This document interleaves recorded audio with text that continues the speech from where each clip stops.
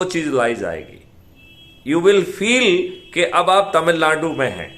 तो आप हैं भोपाल में, लेकिन भोपाल का एक एरिया वो जो है तमिलनाडु जैसा दिखेगा, एक एरिया केरला जैसा दिखेगा, एक और वहां पर उसी तरीके के पकवान रहेंगे, उसी तरीके के डांसेस वगैरह भी होंगे।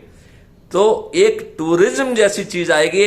इतने गजब के जो है ना एम्प्लॉयमेंट मॉडल हैं कि ये दुष्ट राजनेताओं के और ब्यूरोक्रेट्स के दिमाग में आ ही नहीं सकते हैं, और ये मेरे दिमाग में भी नहीं आ सकते। मैं एक चीज ये भी बता दूं, ये तो कोई ईश्वरी कृपा हो रही है जिसके कारण जो है ऐसा हो रहा है।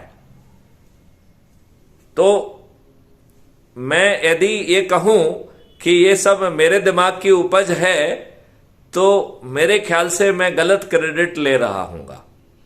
लेकिन मैं आपको एक चीज आश्वस्त कर देता हूं कि यदि हम जो पर्दे के पीछे खेलना चाहते हैं वो क्राइम फ्री भारत मिशन के ऊर्जाकृत और संकल्पित और शपथकृत सदस्य बन के अपने 9 दिवसीय जिम्मेवारी पूरी कर लें, इतने मात्र से ही ये देश बदल जाएगा।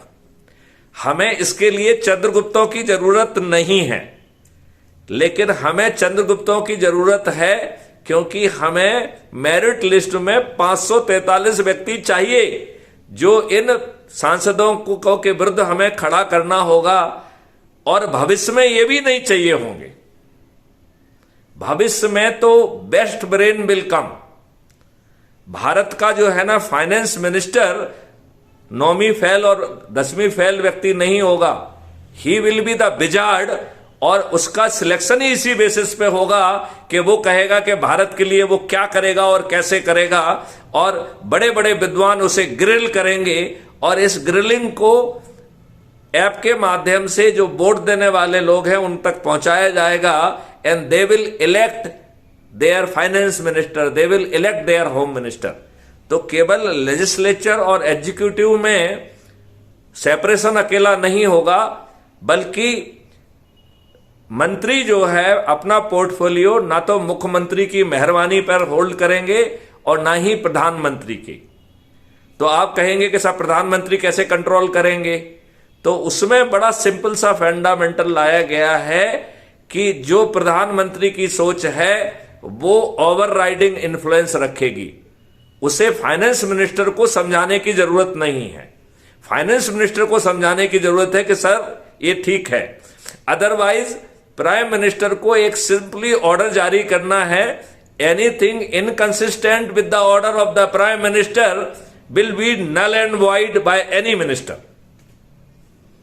तो हम अपने प्रधानमंत्री को इनको पटाने के लिए, समझाने के लिए इस चीज में एनर्जी खर्च नहीं करेंगे, बल्कि देश को आगे बढ़ाने में एनर्जी खर्च करेंगे। तो आपको अनुमान नहीं है कि आपके अध्यक्ष के दिमाग में भगवान क्या क्या ख्याल का जो है ना ऑलरेडी डाल चुका है, जिस पे भयानक मंथन चल रहा है। और इस काम में मैथिली शरण गुप्त अकेले नहीं है, बड़ी भारी टीम चल रही है, और उन्हें ना तो आपका जो है ना सदस्य से भी कुछ रुचि है और ना ही उनको चंद्रगुप्त बनने में कोई रुचि है। वो इस देश के लिए एक कंट्रीब्यूशन चाहते हैं और वो एक परिवर्तित भारत देखना चाहते हैं। तो अफसर साहब जी, कुछ मैंने आपकी बात को एड्रेस किया या कुछ मैं टेंजेंट चला गया हूं? यदि मेरी बात कुछ टेंजेंट चली गई है तो कृपया दोबारा क्वेश्चन को आप रिफ्रेम करें।